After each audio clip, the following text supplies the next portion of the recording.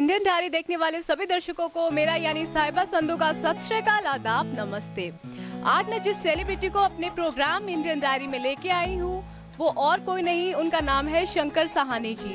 दोस्तों, इन्होंने बॉलीवुड में अपनी आवाज़ से अपनी एक अलग ही मुकाम बनाया है और बहुत जल्द ही आप इनको एक नए अवतार पे बड़े पर्दे पर भी देखने वाले हैं। आइए स्वागत करते हैं उनका। शंकर जी, बहुत बहुत स्वागत। थैंक यू जी।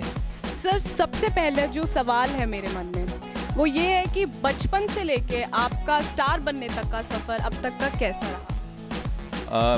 मैंने एक शेर लिखा था कि हम आए हैं दुनिया में बिना अर्जी, हम जाएंगे दुनिया से बिना अर्जी, तो बाकी बातों में कैसे चलेगी तेरी मर्जी। जब आने जाने में हमारा कोई योगदान नहीं है तो मुझे लगता है कि ऊपर वाले ने प्लान किया होता है। एक्चुअली मेरे फादर चाहते थे कि मैं इंजीनियर बनूं। वो खुद head of the music department थे गवर्नमेंट कॉलेज में, पर वो चाहते थे कि इस लाइन में मैं ना आऊँ, क्योंकि इस लाइन में उनको लगता था कि काम नहीं है, आगे नौकरी नहीं मिलेगी और ये लाइन अच्छी नहीं है। तो इसलिए उन्होंने मुझे इंजीनियरिंग के लिए कहा। तो फिर मैंने चंडीगढ़ के अंदर इंजीनियरिंग, केमिकल इंजीनियरिंग की और वहाँ पर जब मैंने पहला गाना गाया तो मैं गिटार बजाता था। तो बड़ा लोगों को अजीब लगा कि पंजाबी गाना गिटार के साथ कोई बंदा गा रहा है। तो वो रातों रात ही वो हिट हो गया प्रोग्राम, और जब लोगों को पसंद आया वो इतना गाना, तो फिर लोगों ने मुझे कहा दूसरा गाना सुनाओ, फिर तीसरा गाना सुनाओ। तो मैंने गाने बनाने शुरू किए और इस तरह पहली एल्बम आ गई। और फिर उसके बाद जब इंजीनियरिंग ख़त्म हुई फिर मैं दिल्ली आया और फिर बॉम्बे चला गया। फिर वहाँ मुझे ब्रेक मिल गई, काफ़ी वीडियो बन गए। तो शंकर जी के बारे में एक बात और कही जाती है कि शंकर जी बहुत ही कूल माइंडेड है, बहुत ही काम रहते हैं। तो हमारे दर्शकों को भी कुछ टिप्स दीजिए। देखो, काम रहने के लिए पहले तो आपको ये पता होना चाहिए कि हम लोग जो है कि सिर्फ एफर्ट कर सकते हैं, रिजल्ट हमारे हाथ में नहीं है। अब लोग इतना सीरियस हो जाते हैं कि हमें रिजल्ट क्यों नहीं मिल रहा, हम इतनी एफर्ट कर रहे हैं। और जब आपको समझ आ जाएगा कि हमें सिर्फ एफर्ट ही कर सकते हैं, हमें इतना ही अलाउड है एफर्ट करना, और अगर हम एफर्ट ना करें फिर हमें उदास होना चाहिए कि हमने एफर्ट नहीं की। तो एफर्ट में पूरा जोर लगाना चाहिए, और रिजल्ट मिले ना मिले वो आपकी किस्मत है, वो मुकद्दर है। मैं मुकद्दर में बहुत विश्वास करता हूँ। जिन लोगों ने भी तरक्की की है, आपने देखा होगा ख़ास तौर पे म्यूज़िक लाइन और एक्टिंग लाइन के अंदर कोई परंपरा नहीं है इतनी बड़ी कि बाप का आगे बेटा हुआ है और बेटे के आगे बेटा बनेगा, बेटे के आगे बेटा बनेगा। ऐसा नहीं है। लोग लोअर मिडिल क्लास फैमिली से भी आगे आए हैं, मिडिल क्लास फैमिली से भी आगे आए हैं, और जिन्होंने एफर्ट किया उनको रिजल्ट मिला है। तो मैं सबको यही कहना चाहूँगा कि अपना माइंड कूल रखने का एक ही तरीका कि एफर्ट करें, और अगर एफर्ट ना करें तब उदास हो, इसलिए उदास ना हो कि रिजल्ट नहीं मिला। शंकर जी, आप काफ़ी स्पिरिचुअल भी हैं, काफ़ी धार्मिक, आप प्रोग्राम्स भी करते हैं, तो इसकी प्रेरणा आपको कहाँ से मिली? इसकी प्रेरणा था कि काफ़ी मेरी एल्बम्स आई हुई थी, तो एक बार काफ़ी लोग बैठे थे, कहते शंकर जी आप कुछ धार्मिक क्यों नहीं गाते। तो फिर मैंने एक सीडी निकाली महामृत्युंजय मंत्र की, जो करीबन 1 करोड़ घरों में पहुंची, और मैंने उसका वेबसाइट बना दिया। फिर काफ़ी लोग उससे प्रभावित हुए, उसका साइट बनाया महामृत्युंजय.com, ताकि लोग फ्री डाउनलोड कर सकें। पूरे दुनिया में पहुंच नहीं पाती सीडीएस। तो मुझे नहीं मालूम था कि ये रातों रात एक इतना बड़ा करिश्मा हो जाएगा कि महामृत्युंजय मंत्र। और मुझे किसी ने बताया कि जो दुनिया की सबसे पहली VCD है वो आप ही ने की थी। तो मुझे बड़ी खुशी हुई कि मेरी अच्छी सोच बनी ईश्वर की कृपा से कि महामृत्युंजय मंत्र की प्रथम CD की VCD मेरी बनी, और ये महामृत्युंजय मंत्र सबसे बड़ा मंत्र है। तो इसके बाद फिर शुरुआत हो गई, लोग कार्यक्रम पे बुलाना शुरू कर दिया, फिर ये भी एक काम शुरू हो गया। शंकर जी को बहुत लोग अपना आइडल मानते हैं। शंकर जी किसको अपना आइडल मानते हैं? देखो, मेरी गायकी के हिसाब से देखें तो मैं नुसरत जी का फ़ैन हूँ बहुत बड़ा। जितना वो अच्छा गाते थे, जगजीत सिंह जी अच्छा गाते थे, गुलाम अली जी बहुत अच्छा गाते थे, अभी भी गाते हैं। तो हम क्लासिकल फैमिली से बिलोंग करता हूँ। क्लासिकल म्यूज़िक हमारे घर में रहा शुरू से, किराना घराना से हम। तो क्लासिकल गाने वाले ही हमें बेसिकली अच्छे लगते थे, या सेमी क्लासिकल गाने वाले। और हिंदुस्तान में मैं आशा भोसले जी का बहुत बड़ा फ़ैन रहा हूँ बचपन से।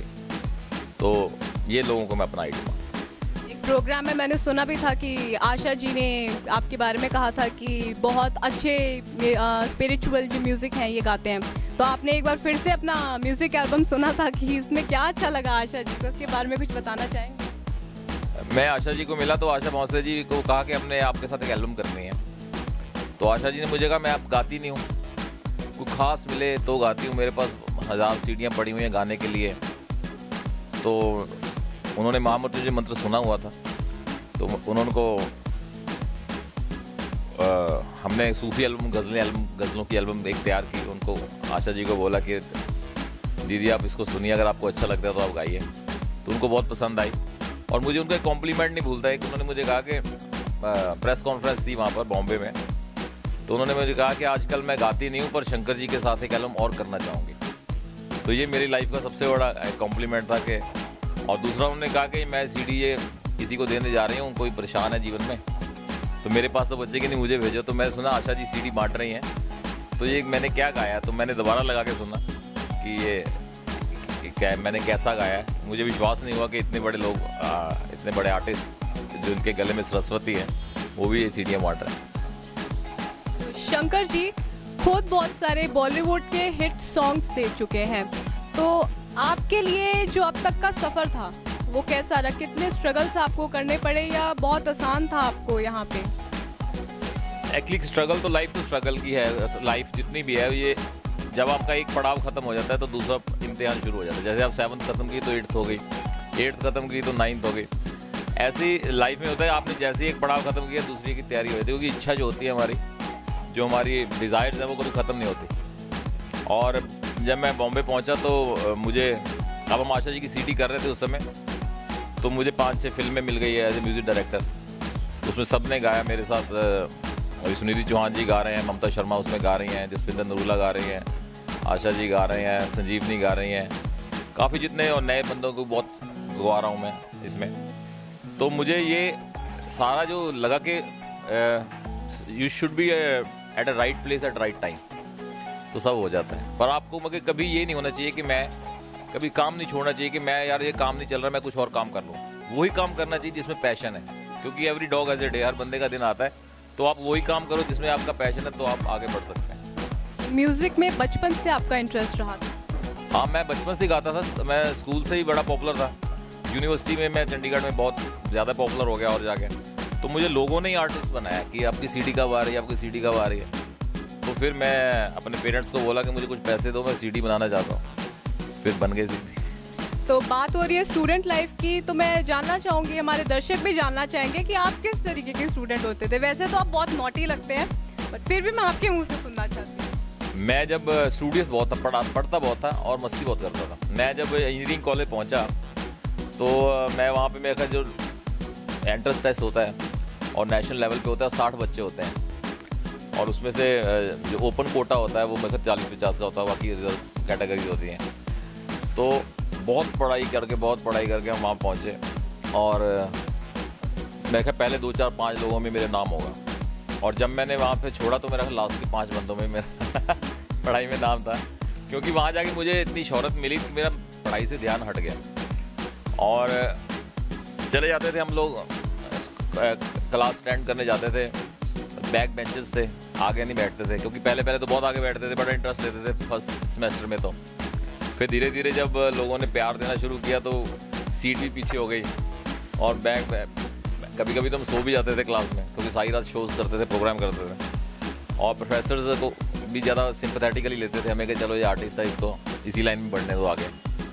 तो फिर भी मैं अच्छे नंबर से इंजीनियरिंग कर ली मैंने।